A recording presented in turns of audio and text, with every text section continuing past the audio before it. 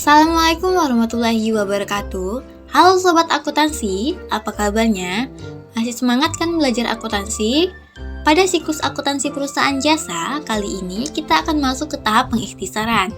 Pengikhtisaran akuntansi adalah langkah meringkas data keuangan yang diproses sebelumnya. Tujuannya agar data keuangan perusahaan lebih mudah dibaca dan dianalisis.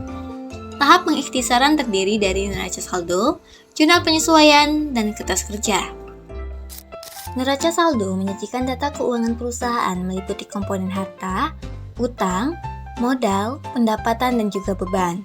Penyusunan neraca saldo ini diperlukan untuk memastikan bahwa tidak terjadinya kesalahan dalam proses memposting jumlah debit atau kredit dari jurnal ke dalam buku besar. Jadi, perlu kalian ketahui bahwa akun-akun di neraca saldo disusun berdasarkan sejumlah data saldo pada setiap akun yang terdapat dalam buku besar. Dalam penyusunan neraca saldo diurutkan sesuai buku besar. Berikut merupakan bentuk dari neraca saldo.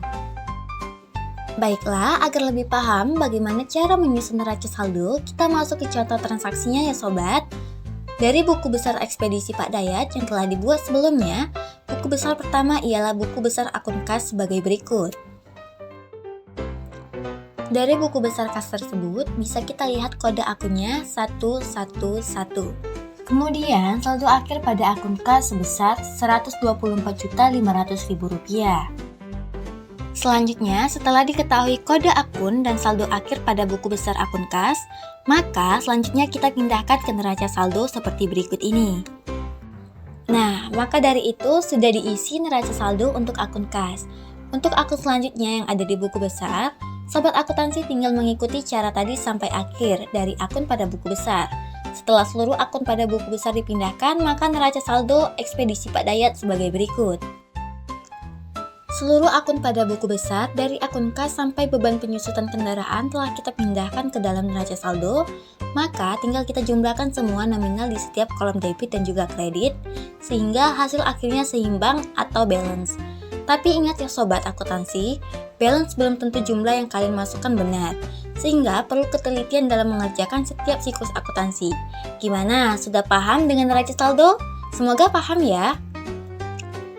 Selanjutnya, kita masuk ke jurnal penyesuaian, yang mana jurnal yang dibuat apabila terdapat data keuangan yang belum menunjukkan data sesungguhnya, sehingga perlu dilakukan beberapa penyesuaian agar memberikan data keuangan yang benar. Sobat akuntansi, biasanya penyusunan jurnal penyesuaian ini dapat terjadi pada transaksi yang berkaitan dengan perlengkapan, penyusutan harta tetap, beban dibayar di muka, pendapatan diterima di muka, utang yang harus dibayar, piutang pendapatan, dan juga piutang tak tertagih. Berdasarkan transaksi perusahaan ekspedisi Pak Dayat, terdapat beberapa penyesuaian sebagai berikut. Dari beberapa transaksi, maka perlu dibuat jurnal penyesuaian sebagai berikut. Penyesuaian yang pertama, gaji karyawan yang terutang sebesar Rp1.500.000. Artinya, terdapat biaya yang sudah menjadi beban, namun hingga akhir periode akuntansi belum dibayar. Maka, jurnal penyesuaiannya yaitu beban gaji pada utang gaji sebesar Rp1.500.000. Lalu yang kedua, perlengkapan yang tersisa sebesar Rp2.000.000. Maksudnya, di sini pada neraca saldo, perlengkapan ekspedisi Pak Dayat sebesar Rp4.000.000. Kemudian, pada akhir periode, perlengkapannya tersisa seharga Rp2.000.000.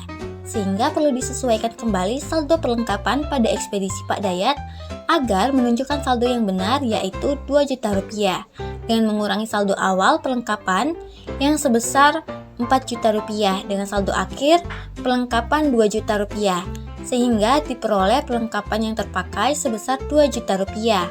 Maka jurnal penyesuaiannya yaitu beban perlengkapan pada perlengkapan sebesar Rp2.000.000.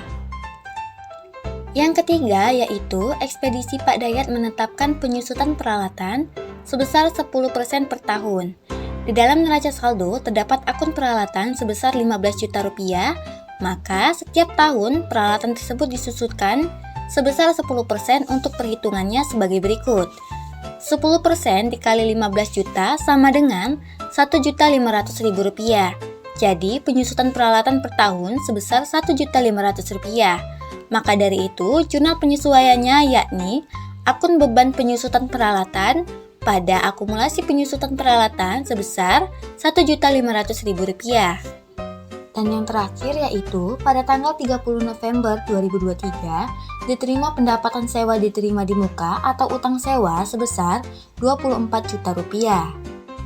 Sobat akuntansi perlu mengetahui bahwa terdapat dua cara pencatatan pada akun pendapatan diterima di muka, yaitu dicatat sebagai pendapatan dan dicatat sebagai utang.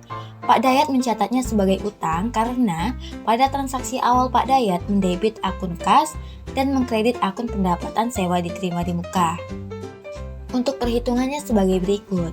1 bulan dikali Rp24 juta dibagi 3 bulan hasilnya sebesar Rp8 juta. Oleh karena itu, jurnal penyesuaian yang dibuat sebagai berikut. Nah, gimana nih Sobat Akuntansi? Udah paham sama jurnal penyesuaian kan? Mari kita lanjut ke kertas kerja. Kertas kerja merupakan suatu kertas yang dirancang untuk menghimpun seluruh data akuntansi dalam bentuk berlacur. Penyusunan kertas kerja ini bersifat opsional dan berperan sebagai alat bantu dalam menyelesaikan siklus akuntansi selanjutnya, yakni penyusunan laporan keuangan. Kertas kerja ini memiliki kolom nomor akun, nama akun, neraca saldo, penyesuaian, neraca setelah disesuaikan, laba rugi, dan juga neraca. Untuk membuat kertas kerja ekspedisi Pak Dayat, langkah pertama, kita masukkan dulu neraca saldo yang telah kita buat tadi. Setelah itu, kita masukkan akun dan nominal yang telah disesuaikan sebelumnya dengan membuat kolom penyesuaian di sebelah kolom neraca saldo. Kemudian, masukkan akun-akun pada jurnal penyesuaian yang telah kita buat tadi. Selanjutnya, kita pindahkan semua nominal harga per akun beserta nominal harga per akun yang telah disesuaikan ke kolom neraca setelah disesuaikan. Selanjutnya, untuk akun pendapatan dan beban atau akun nominal, kita masukkan ke dalam kolom rugi laba. Jika pada kolom laba rugi, total pendapatan sisi kredit lebih besar daripada beban di sisi debit, maka perusahaan mengalami laba. Dan bisa kita lihat, ekspedisi Pak Dayat jumlah seluruh akun pendapatannya di kredit lebih besar daripada akun beban yakni debit. Maka dapat dikatakan perusahaan ekspedisi Pak Dayat mengalami keuntungan sebesar Rp4 juta. Nah, setelah akun nominal yang dipindah, akun real yaitu akun harta, utang, modal dipindahkan ke kolom neraca. Setelah semuanya selesai, maka inilah bentuk kertas kerja yang telah kita buat. Dari kertas kerja ini memudahkan kita nantinya untuk membuat laporan keuangan. Karena sudah diketahui berapa rugi atau laba yang akan diperoleh suatu perusahaan. Gimana, mudah kan membuat kertas kerja? Semoga kalian paham ya Sobat Akuntansi. Baiklah, itulah sajian yang akan kita bahas terkait tahap pengikhtisaran pada perusahaan jasa. Kita harap Sobat Akuntansi bisa belajar lagi untuk materi ini ya, supaya bisa paham dengan baik. Sampai jumpa di video selanjutnya. Terima kasih. Sukses adalah kumpulan dari usaha kecil dan berulang hari demi hari. Sobat cerdas, practice makes perfect.